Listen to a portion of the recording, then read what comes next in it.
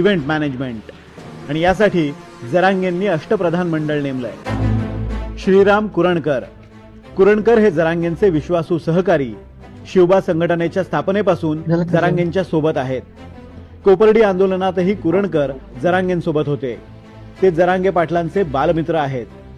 कुरणकर यांच्यावर प्रशासकीय काम आणि मंत्र्यांशी संपर्काची जबाबदारी आहे। दुसरं नाव म्हणजे दादा घाडगे।